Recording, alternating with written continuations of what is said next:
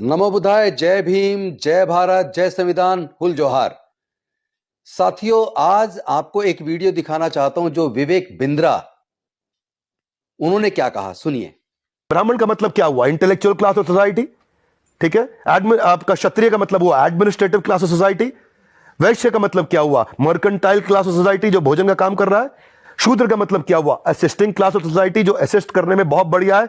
He can be -1 but he can not be number 1 and but he will do fantastic work. कुछ लोग assist करने में बहुत बढ़िया, उसको लीडर मत बनाओ भैया, दिक्कत करेगा वो आदमी, क्योंकि वो अपने आप डिसीजन नहीं लेता, लेकिन डिसीजन को एग्जीक्यूट बहुत अच्छे से करा सकता है। एक आदमी स्ट्रैटेजी का, एक एग्जीक्यूशन का है। एग्जीक्यूशन और स्ट्रैटेजी को आपस में इंटरचेंज करोगे तो पूरी सरकार का नाश हो जाएगा और पूरे देश का नाश हो जाएगा। ये मिस्टर विवेक बिंद्रा अपने आप को बहुत काबिल समझते हैं, लेकिन मुझे लगता है बेहद नकारात्मक सोच वाले और घटिया प्रवृत्ति के, घटिया सोच वाले व्यक्ति हैं। ये कह रहे हैं कि इंटेलेक्चुअल केवल ब्राह्मणों के अंदर होता है, एडमिनिस्ट्रेशन चलाने की क्षमता और काबिलियत केवल क्षत्रिय में होती है, व्यापार करने के काबिल केवल वैश्य होते हैं। अरे मिस्टर बिंद्रा जी, कभी डॉक्टर बाबा साहब अंबेडकर जी के बारे में पढ़ लेना। उनके ज्ञान के मुकाबले पर, उनके इंटेलेक्चुअल के मुकाबले पर पूरे दुनिया में चंद लोग मिलेंगे, और भारत में तो शायद कोई उनके मुकाबले के ज्ञान वाला व्यक्ति मिले ना। जाति और धर्म, क्या ये ज्ञान जाति धर्म से बंधा है? आप वर्ण व्यवस्था के पोषक हैं। देश के शूद्रों से और अछूतों से आप नफरत करते हैं। आपकी घटिया सोच आपके शब्दों में प्रदर्शित होती है।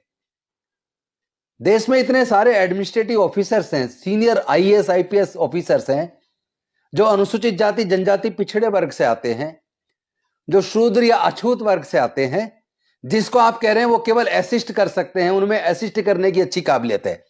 और साथ में इतना ही नहीं कहा, आप तो पूरे कौम को अपमानित कर रहे हैं। आप ये कह रहे हैं कि उनको अगर राज का सत्ता चलाने को देंगे तो बेड़ा गर्क कर देंगे सरकार का।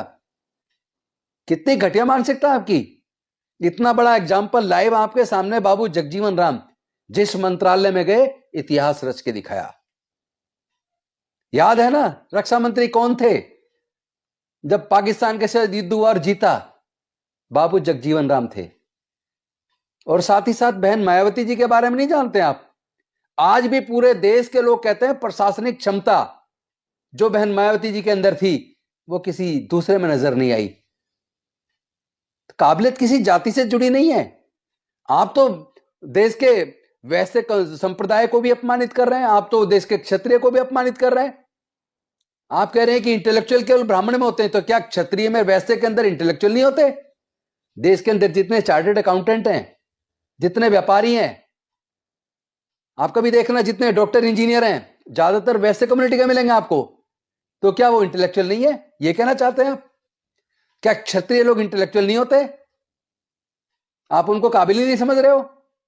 केवल प्रशासनिक क्षमता उनको कह रहे हो आप, यानी शासन चलाने की क्षमता, लेकिन इंटेलेक्चुअल उनके अंदर नहीं होता क्या?